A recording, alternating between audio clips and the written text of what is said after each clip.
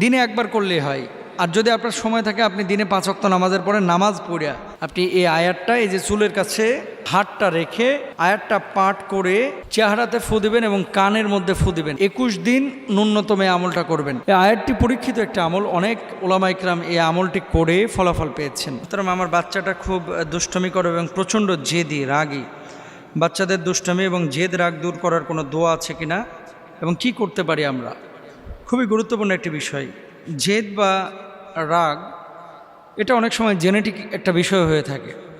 যে বাবাদের অথবা মায়েদের খুব রাগ, অনেক সময় বাচ্চা কাচ্চা হলেই বাচ্চাদের রাগও বেশি হয়ে থাকে এবং কোনো না কোনোভাবে প্রজন্মের পরে প্রজন্ম, কোরআনুল কারীমের একটা আয়াত রয়েছে, লাকাদ খালাকনাল ইনসানা ফি আহসানি তাকওয়িম। এই আয়াতের তাফসিরের মধ্যে অনেকে লিখছেন রাগ, জেদ, চেহারা, আকার আকৃতি, ফিজিক্যাল স্ট্রাকচার, তারপরে শারীরিক অবয়ব, কালো, সাদা, ফর্সা, এই যে আকার আকৃতিগুলো, এগুলো কোনো না কোনোভাবে বংশের কারো না কারো থেকে জেনেটিক্যালি চলে আসে এবং এই আয়াত থেকে গবেষকরা বেরও করেছেন যে এটা সম্ভব। আচ্ছা, এখন কথা হচ্ছে বাচ্চারা যে রাগ করে, অনেক সময় মার আখলাক পায়, অনেক সময় বাবার আখলাক পায়, মানে চরিত্র পায়। তো বাচ্চারা যদি রাগ করে, রাগ করার সঙ্গে সঙ্গে আপনারা অনেক সময় বাচ্চাকে সার্টিফিকেট দিয়ে দেন।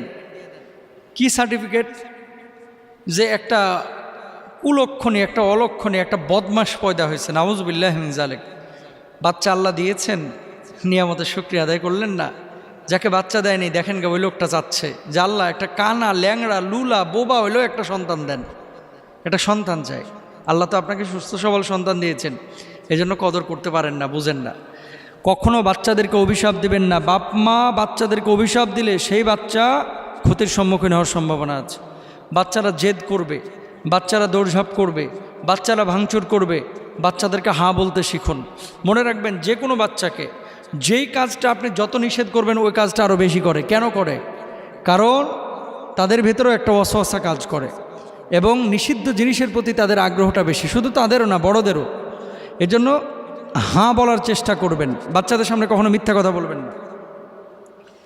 এখন আসেন, সন্তানের যেসব আচরণে মা বাবার মনোযোগ দেওয়া উচিত, সে আচরণ আপনাকে আমাকে বাবা হিসাবে, মা হিসাবে করতে হবে। যেমন জেদ করলেই আমরা অনেক সময় বকাবকি করি এবং মারধর করি, এটা করবেন না। প্রথমেই সন্তান যদি জেদ করে, সে যে জিনিসটা পছন্দ করছে চাইলেই সেটা আপনাকে দেওয়া যাবে না, কিন্তু কৌশল অবলম্বন আপনি করতে পারেন। চেয়েছে মনে করেন 100 টাকার চকলেট, আপনি 2 টাকা দামের, 3 টাকা দামের, 5 টাকা দামের চকলেট এনে দেন। অভাব শেখান, এগুলো ছোট থেকেই করতে হবে। ওই বাচ্চারা সবচেয়ে বেশি দুষ্ট এবং জেদি হয়ে থাকে, বিশেষ করে বাবা মার কাছে যখন যা চায় সাথে সাথে যখন পেয়ে যায়, তখন ওই বাচ্চার ভিতরে চাহিদার মাত্রাটা আরও বেড়ে যায়। এই জন্য আপনাকে যেটা করতে হবে, সব কিছু চাইলেই আপনি দিবেন না, বরং অবজার্ভ করেন। হ্যাঁ দিবেন, 2 দিন পরে দেন, 3 দিন পরে দেন, 4 দিন পরে দেন, এগুলো আপনাকে খেয়াল করতে হবে। জেদ কেন সে করছে, জন্মগত বিষয় হয়ে থাকতে পারে। আপনি প্রথমেই যদি নির্যাতন করেন, টর্চার করেন, তাহলে কিন্তু নষ্ট হয়ে যাওয়ার সম্ভাবনা আছে। বরং দেখেন যে কোন কথাটা বললে বা কোন কৌশল অবলম্বন করলে এটা আপনি বাবা মা হিসেবে ভালো বুঝবেন, বাচ্চাটা স্থির হতে পারে, সেটা আপনি তার সামনে করেন। অনেক সময় এসব ক্ষেত্রে আমরা মিথ্যা প্রতিশ্রুতি দিই। খবরদার, বাচ্চা কাচ্চাকে মিথ্যা প্রতিশ্রুতি দিবেন না। মিথ্যা প্রতিশ্রুতি দিলে বাচ্চা কাচ্চা আরও বেশি নষ্ট হয়ে যাওয়ার সম্ভাবনা থাকে। আছে না অনেক সময়, আব্বু তুমি এটা করো, তোমাকে সাইকেল কিনে দেব, বাবা তোমাকে ছোট্ট হুন্ডা কিনে দেব, গাড়ি কিনে দেবো, এমন কথা কিন্তু অনেকে বলে, কিন্তু পরবর্তীতে আর কিনে দেয় না। এই সমস্ত মিথ্যার আশ্রয় নেবেন না, বরং যা সত্য তাই বলবেন। হাস্যোচ্ছলেও বাচ্চাদের সামনে মিথ্যা বলবেন না, তাহলে বাচ্চারা মিথ্যা বলতে অভ্যস্ত হয়ে যাবে। এটা বড় গুরুত্বপূর্ণ বিষয় ভাই। প্লিজ আপনারা কেউ মিথ্যা বলবেন না বাচ্চাদের সঙ্গে। 2 দিন আপনি মিথ্যা বলবেন, 3য় দিন আপনার বাচ্চা আপনার সঙ্গে মিথ্যা বলা শুরু করবে, খেয়াল রাখতে হবে।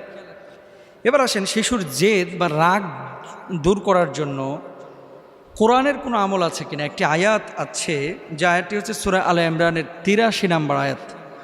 এই আয়াতটি পরীক্ষিত একটা আমল, অনেক ওলামা ইকরাম এই আমলটি করে ফলাফল পেয়েছেন। আয়াতটি কি একটু শোনেন। আউযু বিল্লাহি মিনাশ শাইতানির রাজীম, বিসমিল্লাহির রহমানির রহিম। أفغير دين الله يبغون وله أسلم من في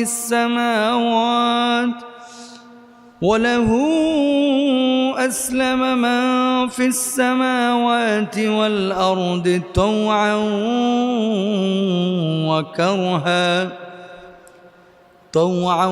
وكرها وإليه يرجعون সূরা আলে ইমরানের ৮৩ নম্বর আয়াতে কি বলছেন আল্লাহ তাআলা? তারা কি আল্লাহর দেওয়া জীবন ব্যবস্থার পরিবর্তে অন্য জীবন ব্যবস্থা তালাশ করছে? নভমণ্ডল ও ভূমণ্ডলে যা কিছু আছে, স্বেচ্ছায় হোক বা অনিচ্ছায় হোক, তার অনুগত হবে, সবাই তার কাছে ফিরে যাবে। এখন আমলটি কিভাবে আপনি করবেন? কথা না মানলে প্রতিদিন 7 বার সন্তানের কপালের উপরিভাগে চুলে হাত রেখে আয়াতখানা পাঠ করবেন, তার চেহারা ও কানে, এরপরে ফু দিবেন। আশা করা যায় জেদ কমে যাবে। 21 দিন ন্যূনতম আমলটা করবেন। মানে আপনি কখন করবেন? 21 দিন যে আপনি করবেন, দিনে একবার করলেই হয়।